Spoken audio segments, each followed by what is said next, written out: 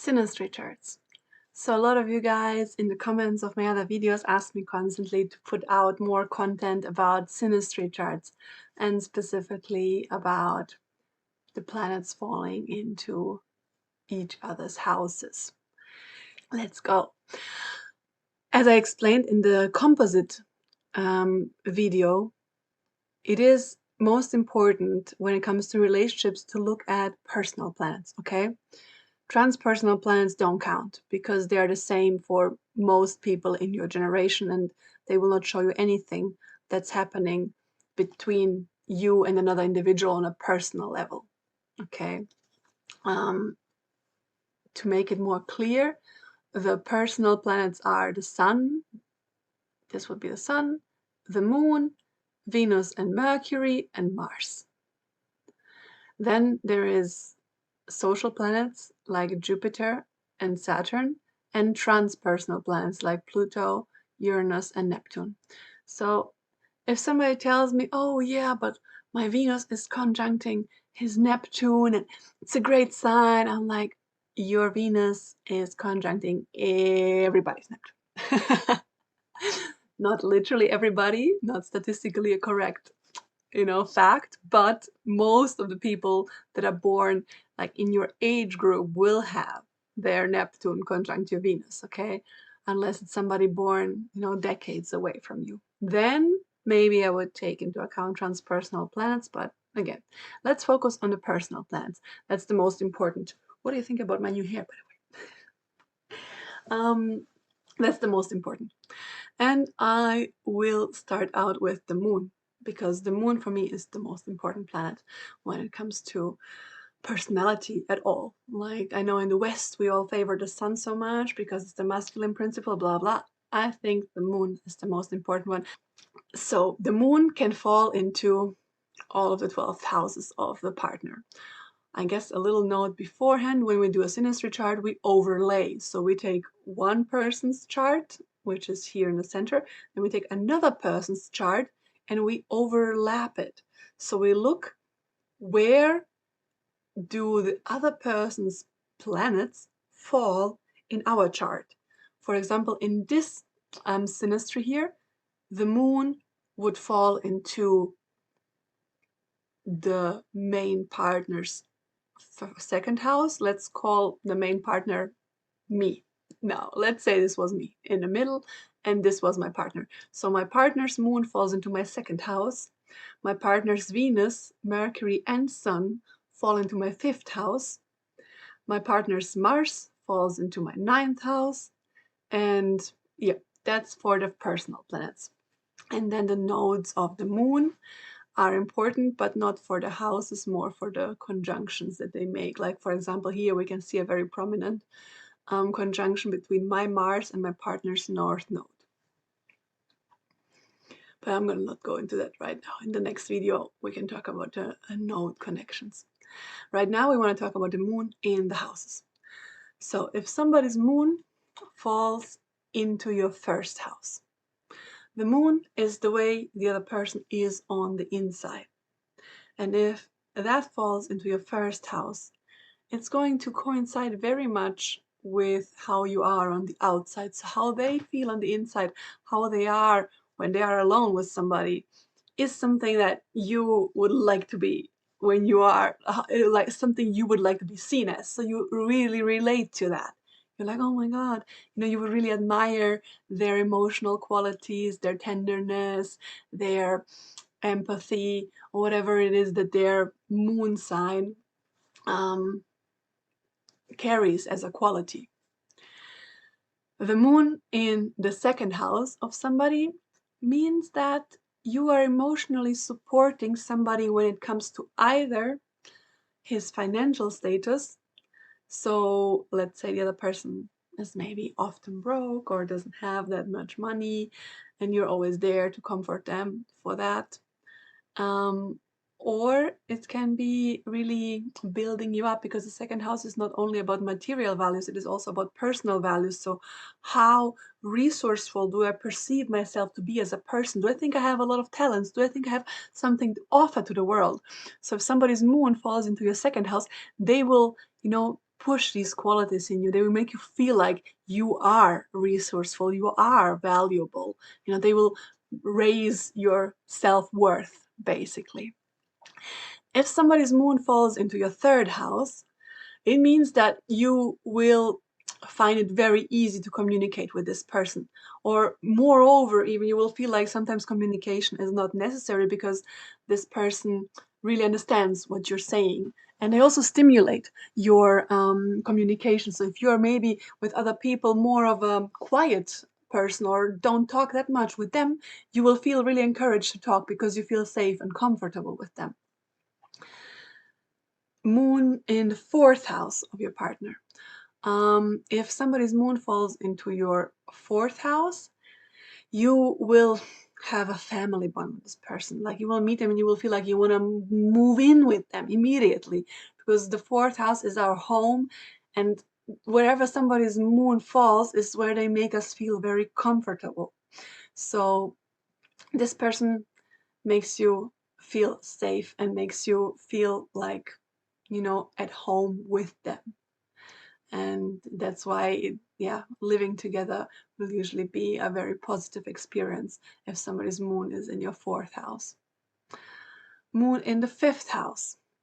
Well, the fifth house is all about play and romance, so that person stimulates that part of you. You feel more comfortable being sexy and being romantic and being playful.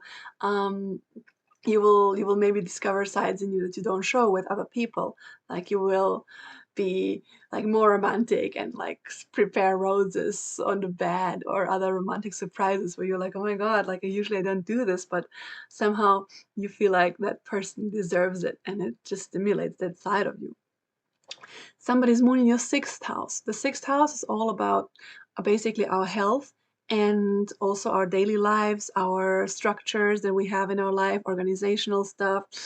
So somebody's moon in the sixth house is usually somebody who will really support you in your daily tasks, somebody who will run errands for you. They will take care about your health. They will like, oh, did you eat enough? Are you taking your supplements? Are you healthy? They will also take away chores from you. They will try to go and get your package. They will drive you somewhere. They will really support you on that very practical level and make you feel like very much taken care of there. Somebody's moon falls into your seventh house.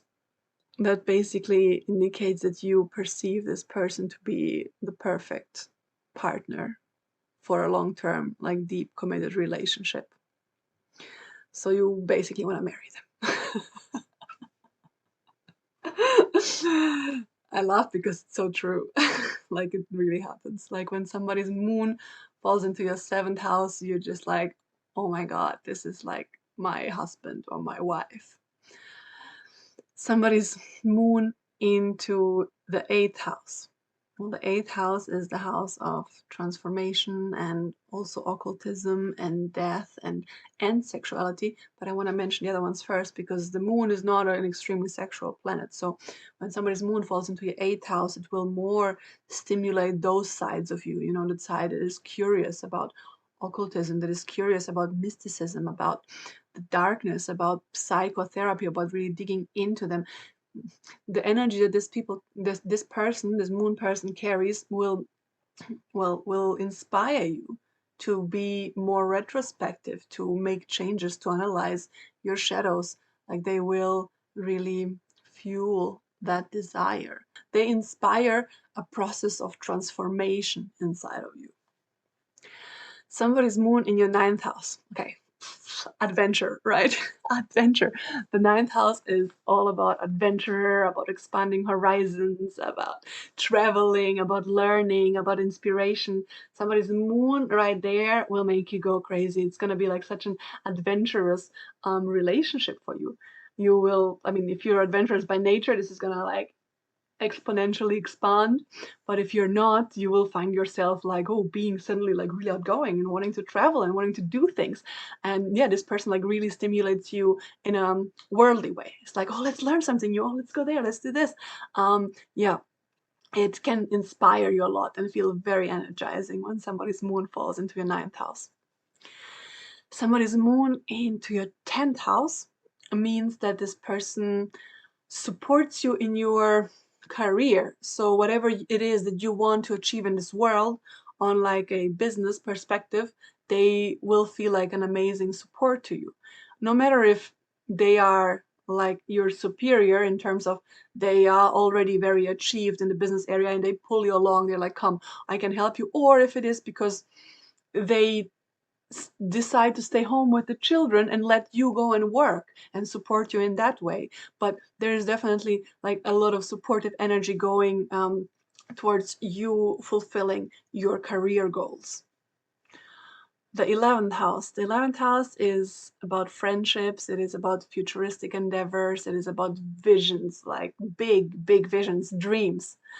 Having somebody's moon in the 11th house means that, yeah, all of these areas are affected. First of all, you feel, you experience this person as a very dear friend, like somebody very trustworthy that doesn't only want you on a romantic level, but you know that they really cherish you as a friend as well.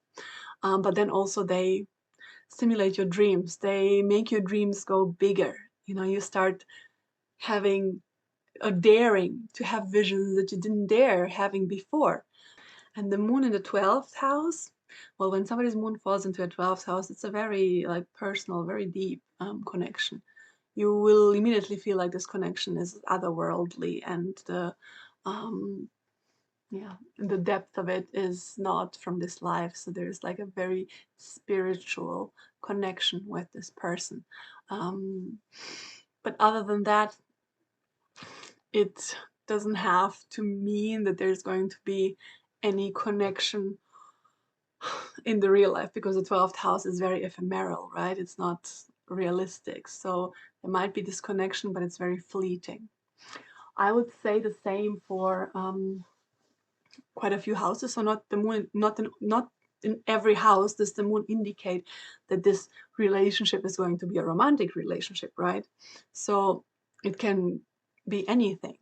You know, when it falls into your first house, it can be an admiration on any level. It doesn't have to be romantic. Second as well, third as well. Fourth, that's already because there is this intrinsic need to, you know, build a home with that person. That can already indicate that it is going more into a relationship dynamic. In the fifth, definitely, like somebody's moon in your fifth house or the other way around will definitely um, stimulate a passionate or romantic connection. In the sixth house, not necessarily. Seventh house, yes. Eighth house can be, but doesn't have to be. I mentioned the transformational part, so this person could literally also be a psychotherapist. But yeah, obviously I forgot to say that the 8th house is also the sexual part. But since the moon is not a very sexual planet, somebody's moon falling into your 8th house doesn't mean that you will find them crazy attractive sexually. It means more that you will feel comfortable like sleeping with them if there was any sexual action. Like you won't feel insecure about what you're doing or your body or whatever. You will feel just comfortable sleeping with them. So 8th house can be, but doesn't have to be. Ninth house doesn't have to be. 10, 11, 12 doesn't have to be. So the moon tells us a lot about the connection, about the depth of the connection, about the levels of comfort we experience with somebody, but not necessarily if this is going to be a romantic relationship or not. For that, we would need to see other aspects. But if it is a romantic relationship, then the moon, yeah, will definitely support. I don't think there is a specifically negative moon placement. I think the moon feels less at home in certain areas, like for example in the 6th or the 10th. The moon is like, oh, what am I doing here? It's like not an emotional space. This is also practical, so material, you know, like in the 2nd house as well. So the moon doesn't feel like 100% comfortable in these houses and doesn't really know what to do. But yeah, she does her, they do their thing anyways. Yeah, I think that's about that with the moon.